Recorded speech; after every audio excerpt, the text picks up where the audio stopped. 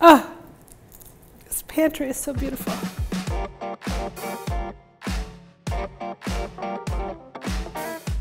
Hey guys, I'm Dawn. Welcome to Real Simple Cooking School, and today we're talking about pantry basics. The basic stuff you need to have on hand at all times to make meals happen like this. First things first, olive oil, salt, pepper. Notice, pepper grinder, not the pre-ground stuff. Get rid of that. Get yourself a sturdy pepper grinder, fill it with black peppercorns. They're usually labeled Cherry. That's kind of your basic black peppercorn, and get used to seasoning with this. Salt, I like kosher salt for sweet and savory cooking. The more you cook, the more I want you to get used to seasoning with your hands and not with a teaspoon or tablespoon measure. Kosher salt's a really good one to start with. It dissolves easily into baked goods and to savory stuff. Olive oil, pick like a nice middle of the road oil for your everyday cooking. I use it for everything. So we got olive oil, we got salt, we got pepper. So basic that sometimes we don't even call for them as ingredients because it's just implied that you have them on hand, okay? Then, we're going savory today. So we got an onion and we got some garlic. The building blocks of so much flavor, from soup to stock. Keep these on hand at all times. They're inexpensive. They last for almost ever in a cool, dry place. These are your go-to guys. Couple of canned goods. I love whole peeled tomatoes. Now, I like to use the whole peeled variety because they're one of the least processed. Canned beans, can't live without them. They make dinner in lickety-split. I like chickpeas, but get a couple varieties that you like. And then some dried spices. I like a little whole cumin seed or ground if that's your thing. A little smoked paprika adds big flavor with just a little bit. Last quick thing that we've got here, remember, basic today, a little vinegar. This is red wine vinegar. I always like to have red wine and white wine on hand, but a little splash of acid. That means vinegar, lemon juice, even a little wine will really brighten a dish and bring it to life. Okay, let's cook. We're gonna make a shakshuka today. Do you guys know what that is? It's really just eggs poached in a really flavorful tomato sauce. So we're gonna make a really simple version with these things right here, your basic pantry. Let's get started. I got my onion. Now I'm just gonna slice it for this. You could chop it if you wanted to, if say you were like practicing your chopping skills. I think it's prettier when you go pole to pole. When the base of the onion gets narrower than the upright side, knock it over. Then you're sturdy, keep on going. And I'm just starting to get teary. Oh, this pantry is so beautiful. So, regular 12-inch skillet. Could you do this in a cast iron? Why, yes, you could. Could you do it in a non-stick skillet? Why, yes, you could. Whatever you've got, use it. And we're just gonna heat up a little bit of olive oil in it.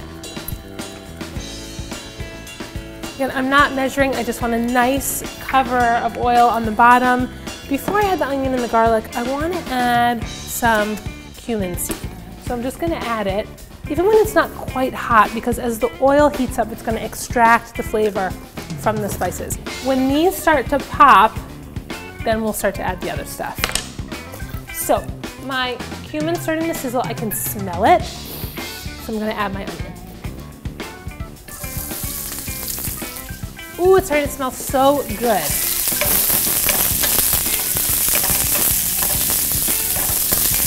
And as soon as I add the onion or whatever I add to the skillet, I want to give it a toss so the fat coats the onions. It's going to help prevent it from sticking. Now, back to my salt. We've talked about it a lot, but you want to season every layer. So a good 3-finger pinch. And that's going to start to draw out some of the moisture of the onions. Give these guys a good toss. And I think we can go ahead and add a little of our smoked paprika. Let's chop some garlic too. It's gonna soften in the tomatoes, so I'm not worried about getting it too fine. In it goes.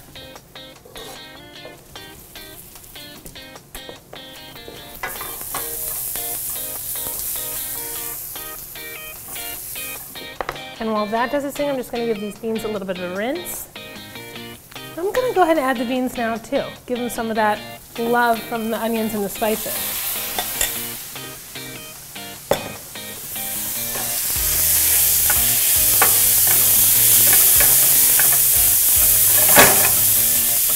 When you're adding the tomatoes, go ahead and add the juice first.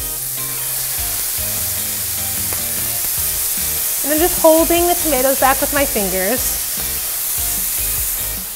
This is just gonna get kind of jammy and caramelized and add another layer of flavor to this super simple list of ingredients. It's holding a trail, it's reduced a little bit, and now I'm gonna add my tomatoes. Now, as I add them, I'm just gonna break them up with my hands. They can squirt, so I like to pierce them with my thumb first. That way you won't ruin your shirt, because I ruined a couple. And then you just want to break them up. Now, another idea, you could use a pair of kitchen shears, put them in the can and chop them up as you go. I like to use my hands, so it's kind of fun for me, but whatever you like. Just again, be careful of the tomato explosion. See? Give this all a good stir.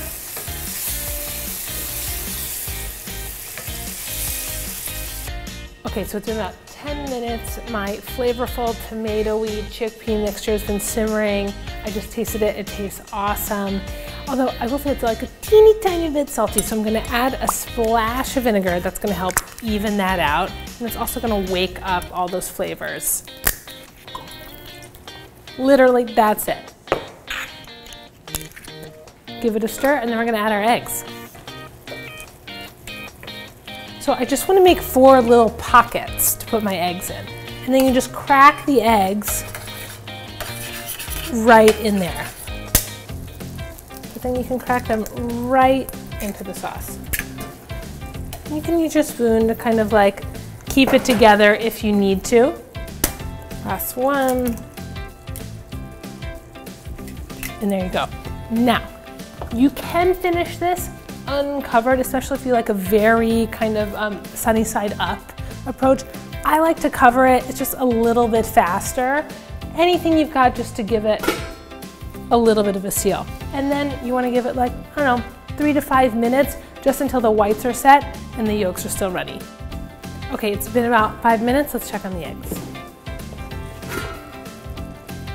Yes, they look awesome. I can tell that the whites are set, but the yolks are still bouncing back. That's exactly what I want.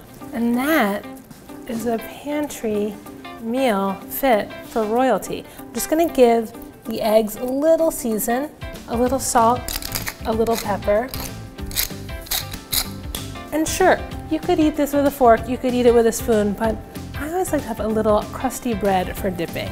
You can tear it off in hunks. I've got no problem with that. Maybe set out a little olive oil for dipping. I've just got some parsley, some basil here. Sprinkle it over top and you've made an entirely pantry meal feel super light and gorgeous and fresh. Some of this on top and you're good to go. And that is Pantry Basics 101 here on Real Simple Cooking School. Thanks for hanging out, guys. I'll see you in the pantry next time real soon.